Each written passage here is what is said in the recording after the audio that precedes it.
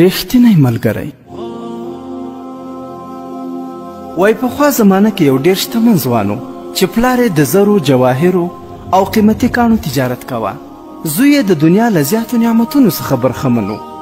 له ښه ژوند سره یې خورا ډېر ملګري درلودل او پر خپل ملګرو یې خرچې هم ډېرې کولې او د هغوی به یې خورا زیات احترام کوه. په رښتیا یې ښه ملګرتیا ورسره پالله. آخر د خدای خوښه داسې وه چې د ځوان پلار مړ شو.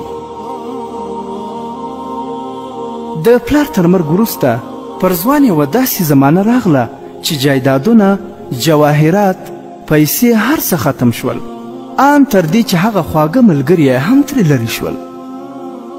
آخر دا نازولی ځوان دومره خوار او غریب شو چې هیڅ یې هم نه لرل. دې ته مجبوره و چې خواري او مزدوري وکړي. ځوان د کار او مزدوري په لټه کې شو. په تنګسیا کې سړي ته خپلوان او ملګري وریادېږي. ځوان د خپل ملګرو په اړه پوښتنه پیل کړه چې خپل یو پخوانی ملګری پیدا کړي او خپل د ستړي ژوند حال ورسره شریک کړي. ځوان به د خپل ځان سره تل دا ویل چې هغه ملګري مې څه شوه چې ما به پیسې پرې مصرفولې او دوی به عیشونه کول. آخر یې معلومه کړه چې یو ډېر نږدې او خوږ ملګری یې خورا زیات شتمن مالداره شوی دی او دومره زیات چې شتمني او جایدادونه یې له شمار او حسابه اوښتي دي. ځوان د هغه ملګري په لور په دې نیت روان شو چې ملګری مې دی، یو څه مرسته به راسره وکړي او یا به کوم کاروبار راته برابر کړي. دا نازولی خوار شوی ځوان د خپل مالداره ملګري دروازې ته ورسید. خادمان یې راووتل.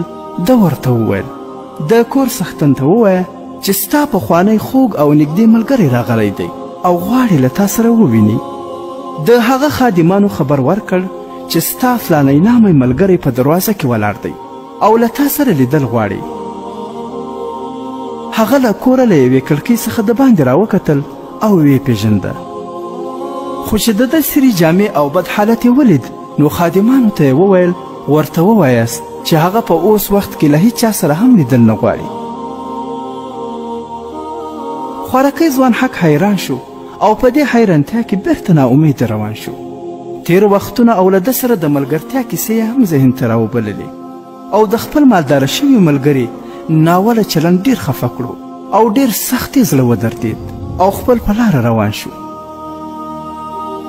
دا سوچونه یې کول چې وګوره نن چې زه غریب یم ملګری مې زما مخ لیدل هم نه غواړي. له ځان سره یې وویل چې آخر ولې انساني اخلاق او مینه دومره ختمه شول؟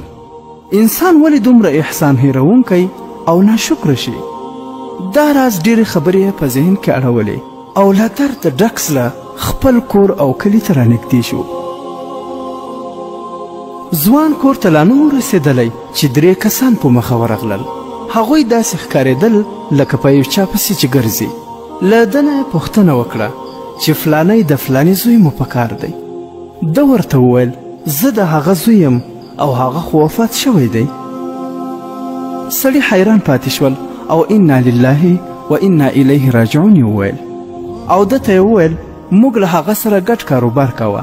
له موږ سره یو څو ارزښتناک جواهر پاتې دي، اوس به هغه تا ته در وسپارو. دا 3 کسانو یوه کڅوړه هغه ځوان ته ورکړه او هغوی رخصت واخیست او لاړه. ځوان هم دا کاڼي پیژندل چې رښتیا هم ډېر ارزښتناک او قیمتي کاڼي وو، دومره قیمتي چې په لنډه سیمه کې یې چا به یې نشو پوره کولی. ځوان نیت وکړ چې ښار ته یې یوسي. په همدې نیت کې و چې یوه بوډۍ ښځه یې کور ته راغله او ورته یې وویل یو ډول قیمتي کاڼي مې په کار دي، که چېرته مې پیدا کړه هر څومره پیسې چې وي پرې کومې. ځوان خپل کاڼي ورښکاره کړل. بوډۍ ورته وویل چې همدا دی. بوډۍ ورته وویل اوس د 2 کاڼو پیسې درکولی شم، نورې نه لرم.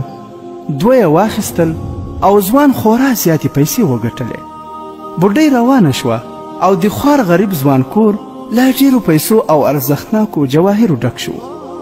ځوان خپل کاروبار زیات کړ او بیرته د مال او شتمني ورمخه شوه او بې کچې شتمن او مالداره شو. د خپل ملګري بې وفایي له یاده نه وتله.